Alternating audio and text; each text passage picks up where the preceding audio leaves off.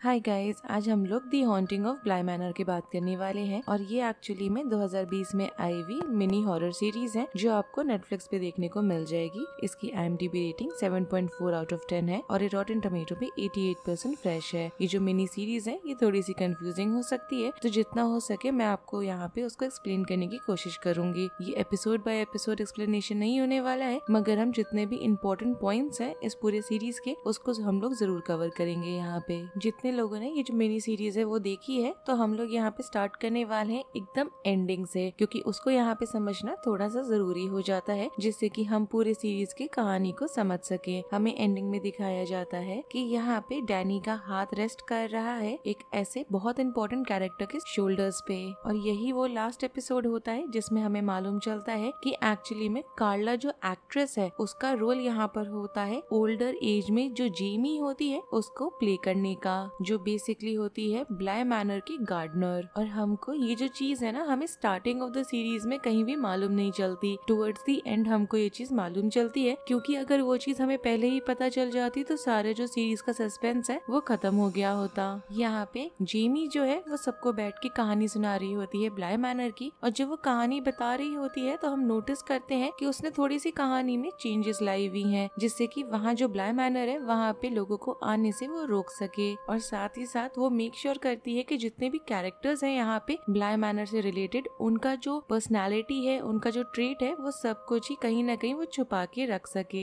जब वो कहानी सुना रही होती है तब हमको ये भी मालूम चलता है कि जिसको हम लोग यहाँ पे थ्रू आउट द सीरीज ब्लाई मैनर बोल रहे हैं, एक्चुअलिटी में उस घर का, उस बिल्डिंग का नाम एक्चुअली में ब्लाई मैनर है ही नहीं। साथ ही साथ जिमी की जो कहानी है वो हम देख पाते हैं कि कहीं ना कहीं उसकी रियल लाइफ से भी मैच हो रही है, क्योंकि हमें दिखाया जाता है कि वो फ्लोरा की शादी को अटेंड करने के लिए आई हुई है। और साथ ही साथ हमें यहाँ ये भी मालूम चलता है कि माइल्स और फ्लोरा जो है उन दोनों ने अपना मोस्ट ऑफ द मेमोरीज जो है उन्हें उन लोगों ने लूज कर दिया होता है, और यही रीजन होता है कि जो मेमोरी उन्होंने ब्लाई मैनर की लूज कर दी है उसी वजह से वो फ्लोरा को बेसिकली याद भी नहीं होता कि जीमी एग्जैक्टली है कौन। सबसे ज्यादा इंटरेस्टिंग बात यहाँ पे ये होती है कि जीमी यहाँ बेसिकली डैनी को लेके बहुत ज्यादा प्रोटेक्टिव होती है, और उसको जानना होता है कि उसके साथ हुआ क्या है, क्योंकि एक दिन अचानक से देख के लग रहा है कि डैनी गायब हो गई है। मगर कहीं ना कहीं जिमी और डैनी दोनों को मालूम था कि ऐसा एक दिन जरूर आएगा, क्योंकि जैसे ही दोनों ब्लाई मैनर से निकलते हैं दोनों प्लान बनाते हैं क्रिसमस का, जो आने में अभी थोड़ा टाइम है, मगर डैनी का यहाँ पे जो रिएक्शन होता है वो देख के लग रहा है कि कहीं ना कहीं वो हिच कर रही है प्लान बनाने के लिए। ऐसा हमें इसलिए मालूम चलता है क्योंकि डैनी को यहाँ पे नहीं मालूम होता कि वाइला की जो स्पिरिट है उसको कितना समय लगने वाला है उस पे हावी होने में, और हमें मालूम चलता है कि डैनी वाइला की जो स्पिरिट है उसको the beast of the jungle कह के बुलाती है। जिसके बाद हमने यहाँ पे ये भी नोटिस करा है कि जब दोनों जिमी और डैनी साथ में ब्लाई मैनर से निकल जाते हैं उसके बाद ये लोग 6-7 साल तक एक साथ रहते हैं, मगर तब भी वाइला की जो स्पिरिट है वो धीरे धीरे डैनी पे हावी हो रही होती है, क्योंकि हम यहाँ पे वाइला की स्पिरिट को एज द रिफ्लेक्शन देख पाते हैं, जो एक्चुअलिटी में डैनी का रिफ्लेक्शन होना चाहिए था उसकी जगह वाइला का रिफ्लेक्शन हो रहा है। साथ ही साथ एक दिन जब डैनी अपने नींद से जागती है तो वो देखती है कि वो यहाँ पे जिमी का गला घोटने वाली है, क्योंकि वो नहीं चाहती ऐसा करना, मगर वाइला की जो स्पिरिट है वो उस पे हावी होके ऐसा कर रही है। और यही पॉइंट होता है जहाँ पे डैनी रियलाइज कर देती है कि वो अपने ऊपर से लूज कर रही है अपने बॉडी और हर चीज से कंट्रोल अपना,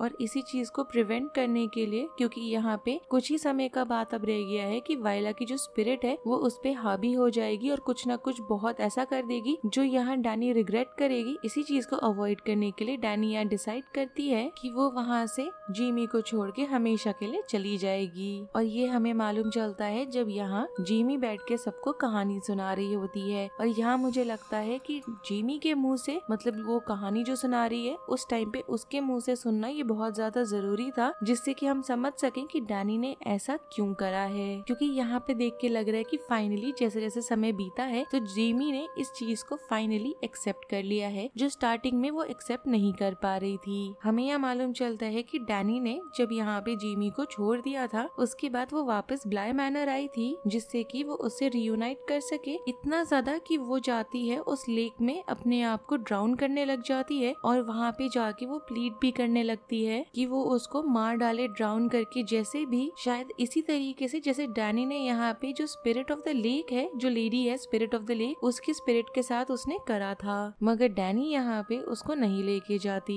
हमें यहाँ ये भी मालूम चलता है कि डैनी ने यहाँ डिसाइड करा है कि अब यहाँ पे जो लोग अपने आप को मर जा रहे हैं, ट्रैप हो जा रहे हैं, सैक्रिफाइस कर रहे हैं और जिस पेन से गो थ्रू कर रहे हैं, इस चीज का साइकिल वो खत्म करने वाली है। और ये चीज इसने ऐसे इसलिए भी करा था जिससे कि जितनी सफरिंग्स हैं वो सब बंद हो सके वहाँ पे, टू द पॉइंट कि उसने खुद के प्यार तक को सैक्रिफाइस कर दिया था यहाँ पे। मगर अब यहाँ पे समझने वाली बात ये है कि जो पूरा साइकिल है ये शुरू कैसे हुआ, और जो हमारा एपिसोड 8 है ब्लाई मैनर का, उसमें ये सारी चीजें कैसे ओरिजिन हुई और क्या पीछे बैकग्राउंड कहानी है, वो हमें एपिसोड 8 में मालूम चलती है। और ये वाली जो एपिसोड है इसकी पूरी जो कहानी है ये वाइला के अराउंड चल रही है। और हमें यहाँ पे मालूम चलता है कि वाइला बहुत ज्यादा जिद्दी स्टबन किस्म की इंसान है और साथ ही साथ उसको एक ऐसी बीमारी हो चुकी है जिसको यहाँ पे सिर्फ द लंग के नाम से लोग बोलते हैं। हमें यहाँ ये भी मालूम चलता है कि जब वाइला यहाँ बीमार थी तो उसने अपने प्रेजेंस में विटनेस करा था जब यहाँ अफेयर स्टार्ट हो गया था उसके हस्बैंड और उसकी बहन के बीच में, और अगले 6 साल तक उसने अपनी बहन को बहुत ही बुरी तरीके से ट्रीट करा इसके बाद। और यहाँ पे वाइला की जो बीमारी थी और उसका जो बिहेवियर था, इस सब के चलते वाइला की बहन ने फाइनली उसको मार डाला खुद के हाथों से ही। अब यहाँ पे मरने से पहले वाइला ने अपने हस्बैंड से प्रॉमिस करवाया था कि उसका यहाँ पे एक ड्रॉर है जिसके अंदर उसने बहुत सारी एक्सपेंसिव चीजें रखी हैं और उसका हस्बैंड कुछ भी करके उसे नहीं खोलेगा और उसमें जो चीजें रखी हैं उसका इस्तेमाल वो नहीं करने वाला, क्योंकि वो अपनी बेटी के लिए वो सब चीजें छोड़ के जाना चाहती है एज हर इनहेरिटेंस, और वो चाहती है कि उसकी जो बेटी है वो उसको खोले और कोई भी नहीं। मगर यहाँ पे जब पूरा परिवार बहुत ही ज्यादा पैसों के लिए परेशान हो रहा होता है तो हम देखते हैं कि पर्टीडा जो है वो जाके उस चेस्ट को खोल देती है, मगर वहाँ पे वाइला की स्पिरिट आके उसको मार डालती है। और हमें मालूम चलता है कि वाइला की जो स्पिरिट है वो कभी भी आफ्टर लाइफ में ट्रैवल करी ही नहीं थी, क्योंकि उसने यहाँ पे मना कर दिया था कि वो अपने लास्ट राइट्स को कभी बोलेगी नहीं। अब यहाँ पे आप सोचने लगोगे कि ये ट्रांसफॉर्मेशन एक्चुअली में हुआ कैसे, मगर ब्लाई मैनर के अंदर ये चीज हमें कहीं भी क्लियरली नहीं बताई गई है कि एक्चुअली में वाइला का उस स्पिरिट में ट्रांसफॉर्मेशन कैसे हो गया था। बस हम यहाँ पे यही कंक्लूड कर सकते हैं कि वो बहुत जिद्दी हुआ करती थी, भगवान में नहीं मानती थी, इतना ज्यादा उसके साथ बिट्रेयल हो चुका था उसकी बहन, हस्बैंड सबके द्वारा कि उसका यहाँ पे जो स्पिरिट था वो शायद एट ईज नहीं था, शांत नहीं था, इसी वजह से वो वहीं पे स्टक थी अभी तक। और शायद इन्हीं सब चीज के चलते यहाँ पे हम शो में देख पाते हैं कि एक ऐसे टर्म का नाम दिया गया है ग्रेविटी वेल करके। तो ये जो सारी चीजें हुई थी उसके साथ, इसकी वजह से शायद इस ग्रेविटी वेल का फॉर्मेशन भी हुआ है। और यहाँ पे ग्रेविटी वेल बेसिकली वो चीज होती है जहाँ पे जो लोग वहाँ मर जाते हैं उनको वो वहीं पे ट्रैप करके रख लेता है।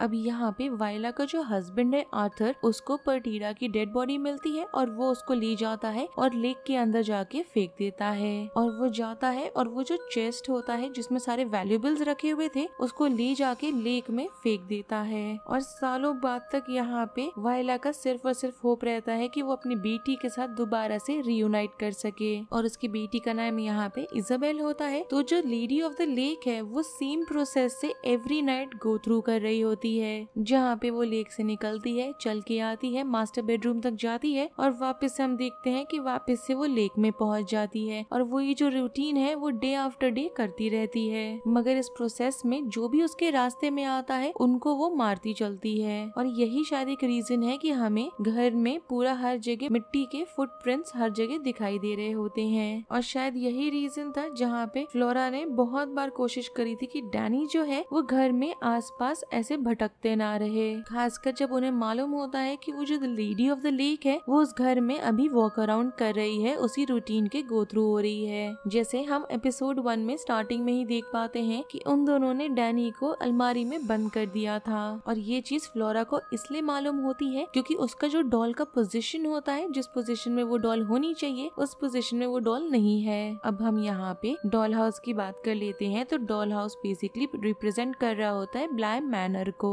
और वहाँ पे जितने भी डॉल्स हैं वो रिप्रेजेंट कर रहे होते हैं जितने भी लिविंग और नॉन लिविंग थिंग्स हैं वहाँ पे उनको, जैसे कि जो ह्यूमंस रह रहे हैं ब्लाई मैनर में उनको, और जो स्पिरिट्स उसके अराउंड घूम रही हैं उन्हें भी। और डैनी को यहाँ पे एक डॉल मिलती है जो रिप्रेजेंट कर रही होती है लेडी ऑफ द लेक को, और उसको वो मिलती है उसकी जो ड्रेसर होता है उसके नीचे पड़ी हुई। और फ्लोरा यहाँ पे उसको आके बोलती है कि चाहे कुछ भी हो जाए वो उस डॉल को वहाँ से ना हिलाए, क्योंकि फ्लोरा के अकॉर्डिंग वो जो ड्रेसर है वो रिप्रेजेंट कर रहा होता है उस लेक को, क्योंकि उसकी अकॉर्डिंग जब भी वो जो लेडी का जो डॉल है वो ड्रेसर के अंदर है, मतलब कि वो लेक में है, और उस टाइम पे ब्लाई मैनर के अराउंड घूमना बहुत ज्यादा सेफ है। अब हम यहाँ पे उस रात की बात करते हैं जब फ्लोरा ने यहाँ पे डैनी को अलमारी में बंद कर दिया था। तो हम देख पाते हैं कि डैनी ने ऑलमोस्ट लात मार दी थी, ट्रिप ओवर कर गई थी वो उस डॉल से, और वो आ गया था डॉल रूम के बीचों बीच। और इसका मतलब ये हुआ कि लेडी ऑफ द लेक जो है अब वो घर में आ रही है। और हमें एपिसोड 2 में दिखाया गया था कि वो जो डॉल है वो वापस से ड्रेसर के नीचे है। और हम लोग यहाँ पे माइल्स और फ्लोरा को देख पाते हैं कि वो यहाँ खेलना चाह रहे हैं जब वो उस डॉल का पोजीशन देखते हैं, क्योंकि उन्हें मालूम है कि वो जो लेडी है वो अभी लेक के अंदर है, उनके घर में नहीं। अब यहाँ पे एक और चीज ध्यान देने की ये है कि जब भी वो लेडी ऑफ द लेक जो है वो सोने के लिए जाती है तो सारी चीजें जो हुई है उनके बारे में वो भूल जाती है। और ये जो पूरा साइकिल है ये सदियों से चलता आया है, और इसके प्रोसेस में उसने बहुतों को जान से मारा है और बहुत सारी सोल्स को कलेक्ट करा है। इसमें हम लोग यहाँ पे फॉर एग्जाम्पल देख पाते हैं एक प्लेग डॉक्टर को मारना, जो यहाँ पे हमें मालूम चलता है कि जो ब्लाई मैनर था वो एक क्वारंटीन के एरिया की तरह इस्तेमाल किया गया था। और हम ये इसलिए जानते हैं क्योंकि हमने यहाँ पे बैकग्राउंड में एज रिफ्लेक्शन और समबडी स्टैंडिंग पीछे कहीं बैकग्राउंड में हमने देखा है प्लेग डॉक्टर को, या फिर उस बच्चे के बारे में हम देख सकते हैं एज एन एग्जाम्पल जिसको वायला ने अपना बच्चा समझ के उसको ले गई थी अपने साथ। अब यहाँ पे एक इम्पोर्टेंट चीज की बात कर लेते हैं। जब यहाँ पे कहानी सुनाई जा रही होती है तो जो इंसान कहानी सुना रहा होता है वो बताता है एक बहुत इम्पोर्टेंट चीज के बारे में, वो ये होता है कि जो समय है वो हर चीज को अपने साथ धीरे धीरे करके ले जाता है, इंक्लूडिंग इंसानों के सोल्स को और उनकी यादों को। और यही चीज हम होते हुए देख पाते हैं जितने भी स्पिरिट्स और सोल्स ट्रैप्ड हैं ब्लाई मैनर के, उनके साथ होते हुए ग्रेजुअली, क्योंकि हम यहाँ नोटिस कर पाते हैं कि जितने पुराने स्पिरिट्स हैं ब्लाई मैनर के उनका जो फेशियल फीचर्स है वो सब किसी तरह से गायब हो रहा है, मतलब कि ऐसा लग रहा है कि जैसे वॉश अवे हो रहा है धीरे धीरे समय के बीतते हुए। इसी वजह से हो सकता है कि पीटर ब्लाई मैनर से भागने के लिए बहुत ज्यादा एडमेंट है और उसके अकॉर्डिंग जितना जल्दी हो सके वो वहाँ से निकलना चाहता है। और एक और चीज है कि जो भी इंसान ब्लाई मैनर में मारा जाता है, चाहे वो किसी भी वजह से मारा जाए, चाहे वो लेडी ऑफ द लेक मारे या वो खुद मर जाए या कोई भी रीजन हो किसी के मरने का, वहाँ पे चाहे वो कुछ भी हो वो पुल हो जाता है उस लेडी की ग्रेविटी वेल में। और उस एरिया में उस ब्लाई मैनर के जो ग्राउंड्स है वहाँ पे उनका सोल हमेशा के लिए ट्रैप है। और यही चीज होते हुए हमने हैना ग्रोस के साथ भी देखा था, जो मर गई थी यहाँ पे जब उसको वहाँ पे जो कुआं था उसके अंदर धक्का दे दिया गया था।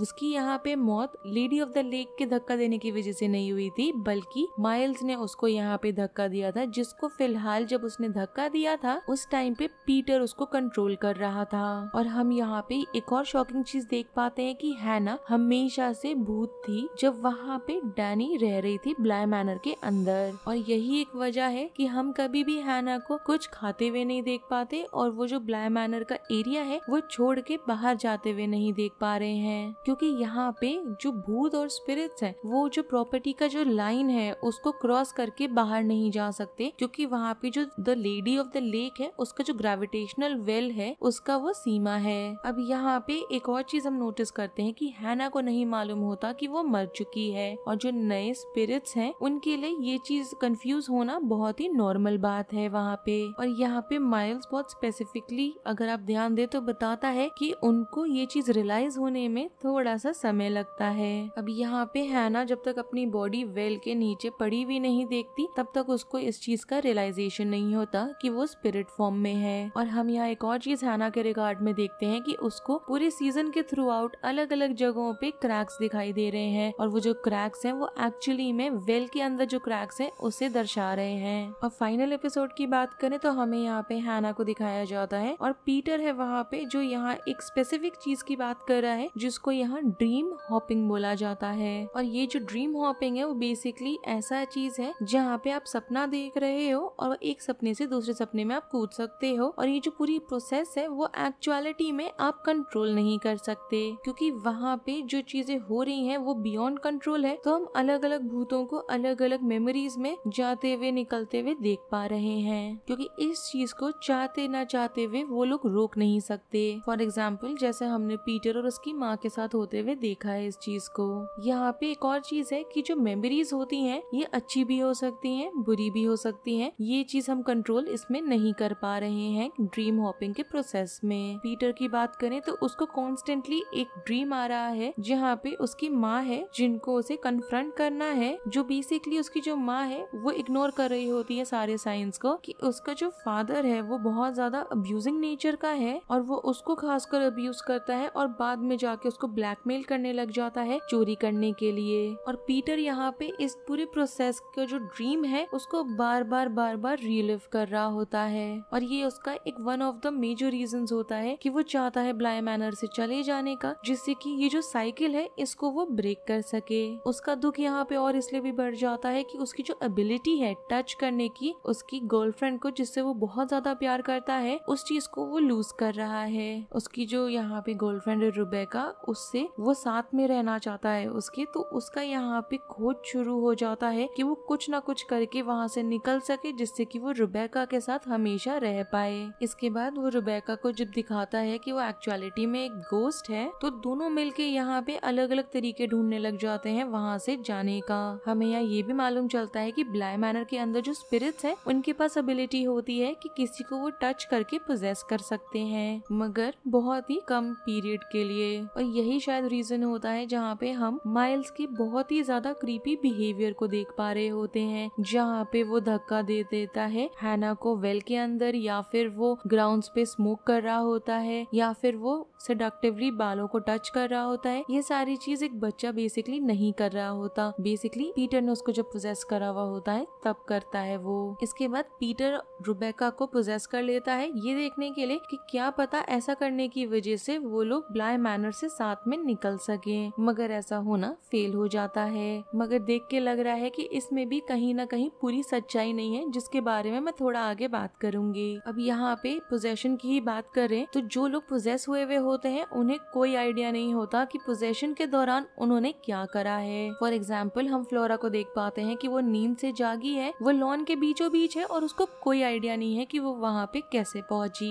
अब यहाँ पे एक और इम्पोर्टेंट चीज की बात करें तो बेसिकली होता है टग्ड अवे, मतलब कि जब वो इंसान पोजेस हुआ होता है स्पिरिट्स के द्वारा, तो उस टाइम पे उस चीज का यहाँ पे वर्ड जो इस्तेमाल किया गया है इस सीरीज में उसको बोला जाता है टग्ड अवे, क्योंकि बेसिकली उन्हें टक अवे करा जा चुका होता है एक मेमोरी के अंदर। और लॉरा के साथ ये बहुत ज्यादा फ्रीक्वेंटली हो रहा होता है, खासकर फॉर एग्जाम्पल जब वो एक बच्चे से मिलती है जिसका जो फेस है वो अनफिनिश्ड होता है, तब पीटर और रुबेका साथ में रहना चाहते हैं, मगर प्रॉब्लम ये है कि पीटर मर चुका है और रुबेका जिंदा है। एक ही तरीका है कि वो लोग साथ में रह सकते हैं या फिर वो उसको टच कर सकता है, वो तब जब यहाँ पे पीटर रुबेका को पोजेस कर ले और खुद रुबेका यहाँ पे उसके मेमोरी में टक अवे होके रह रही हो। मगर फिर भी प्रॉब्लम यहाँ सॉल्व नहीं हो रही, क्योंकि तब भी जब वो टक अवे हो गई होगी तो पीटर यहाँ अकेले ही रह रहा होगा रुबेका के बॉडी के अंदर। तो यहाँ पे जब रुबेका पोजेस हो गई होती है तो पीटर उसको लेक में ड्राउन करने के लिए ले जाता है, मगर उसके मरने से पहले उसके बॉडी को वो छोड़ देता है, जहाँ पे रुबेका एज अ स्पिरिट वापस आए। टेक्निकली देखा जाए तो अब रुबेका और पीटर दोनों ही मर चुके हैं, तो दोनों बराबर के प्लेटफॉर्म पे आ गए हैं, जो यहाँ पे पीटर ने उसको कहा था और प्रॉमिस करा था, मगर उसने कहीं भी ये चीज मेंशन नहीं करी थी कि वो रुबेका को जान से मार देगा इस प्रोसेस में। मगर यहाँ पे जब वो उसको कन्फ्रंट कर रही होती है तो पीटर बोलता है कि यहाँ पे जो चीजें चल रही हैं उससे बाहर निकलने का एक रास्ता है, और रुबेका इस चीज को समझ पाएगी जब वो बाकियों से जाके मिलेगी। अब यहाँ पे पीटर का जो सेकंड स्टेज होता है प्लान का वो और ज्यादा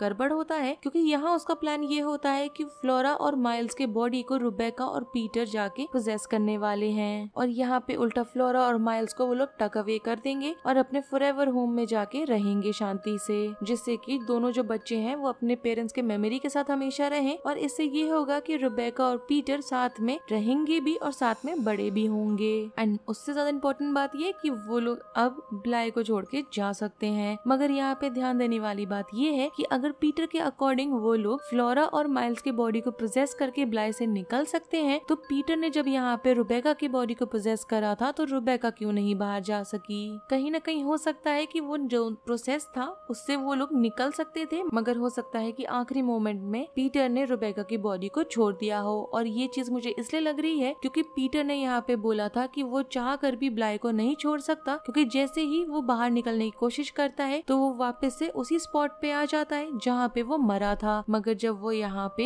रुबेका की बॉडी को छोड़ता है तो उस टाइम पे वो उस एग्जैक्ट स्पॉट पे नहीं होता जहाँ वो मरा था, बल्कि वो उस ग्राउंड में रुबेका के बगल में ही बैठ के उसको ये चीज बता रहा है कि उनका प्लान फेल हो गया। और एक और चीज है यहाँ पे जो बहुत ही बड़ा फैक्टर प्ले करता है, वो ये है कि जब आप किसी को पोजेस कर रहे हो तो उनका पोजेस होने के प्रोसेस में जो कॉन्सेंट है वो बहुत ही ज्यादा जरूरी है। क्योंकि यहाँ पे जब आप कॉन्सेंट दे देते हो सामने स्पिरिट को आके पूरी तरीके से आपको कंट्रोल करने का और पोजेस करने का, तो एक तरीके से आप कॉन्सेंट दे रहे होते कि वो हमेशा के लिए आपके साथ ऐसा कर सकते हैं। तभी हम बार बार सुन पाते हैं कि एक लाइन का इस्तेमाल हो रहा है, it's you, it's me, it's us, मतलब कि एक तरीके से पूरी तरीके से कॉन्सेंट देने की बात यहाँ पर हो रही है जो रुबेका बेसिकली बोलती है जब यहाँ वो पीटर को कॉन्सेंट दे रही होती है उसे पोजेस करने का। और ये वही लाइन हम सुन पाते हैं जब डैनी बोलती है लेडी ऑफ द लेक को। और ऐसा होने की वजह से जब जो लेडी ऑफ द लेक है वो फ्लोरा को डुबाने के लिए ले जा रही होती है और डैनी ये चीज बोलती है, तो डैनी को एग्जैक्टली समझ में नहीं आ रहा होता कि उसने ये चीज क्यों बोली है। और इस चीज को शो में पूरी तरीके से कवर नहीं करा गया है, मगर कहीं ना कहीं डैनी को ऐसा लग रहा होता है अंदर से कि उसको ये चीज बोलनी चाहिए। और जब उसने ये चीज बोली होती है तो एक तरीके से वो कॉन्सेंट दे रही होती है लेडी ऑफ द लेक को कि वो उसको आके पोजेस कर ले। और ऐसा चीज बहुत ज्यादा लेडी ऑफ द लेक के लिए लुक्रेटिव है क्योंकि वो लेक से बाहर निकल सकती है, जो उसका रोज का रूटीन है उससे अपने आप को छुड़वा सकती है। और जैसे ही वो इस चीज को करती है तो हम देख पाते हैं कि जितने भी सोल्स और स्पिरिट्स वहाँ पे ट्रैप्ड हैं वो सारे फ्री हो गए हैं। हम हेनरी को देख पाते हैं कि जिसको लेडी ऑफ द लेक ने थोड़ी देर के लिए मारा था उसको CPR दे के वापस ला दिया गया है और अब वो यहाँ पे बच्चों का as a guardian role play कर रहा है, क्योंकि यहाँ पे उसने एक बार कसम खाई हुई थी कि वो कुछ भी हो जाए ब्लाई मैनर के अंदर दोबारा नहीं आएगा। मगर कहीं ना कहीं अब जाके वो अपने आप को रिस्पॉन्सिबल ठहरा रहा है अपने भाई के मौत को लेके और साथ ही साथ अपनी सिस्टर इन लॉ के डेथ को लेके, जब वो लोग इंडिया में ट्रैवल कर रहे थे और उनके जो बच्चे हैं वो वहाँ पे उनसे दूर थे। और यहाँ पे वो बेसिकली वापस इसलिए भी नहीं आना चाहता कि ब्लाई मैनर में सारी जो चीजें हैं उसकी जो मेमोरी है उसका एक तरीके से ब्लाई मैनर जो है वो रिमाइंडर की तरह है, इसलिए वो उन चीजों के बारे में सोचना नहीं चाहता और वो वापस ब्लाई मैनर नहीं आना चाहता। मगर अब वो अपने आप को रिस्पॉन्सिबल ठहरा रहा है इस चीज को लेके, तो उसको वापस आना जरूरी है। और ये जो पूरा एस्पेक्ट है वो कहीं ना कहीं बहुत जरूरी है उसके लिए भी, क्योंकि देखा जाए तो फ्लोरा टेक्निकली अब उसकी बेटी है। अब फाइनली बात कर लेते हैं कि डैनी का हाथ जो जेमी के शोल्डर पे था उसका क्या मतलब है। और यहाँ पे देखा जाए तो उसका कोई एग्जैक्ट मतलब है नहीं, और ब्लाई मैनर की एंडिंग आते आते जो भी आप इस चीज की कहानी को जैसे भी इंटरप्रेट करना चाहो आपके ऊपर डिपेंड करता है। मतलब ये कि वो एक्चुअली में उसके साथ है नहीं है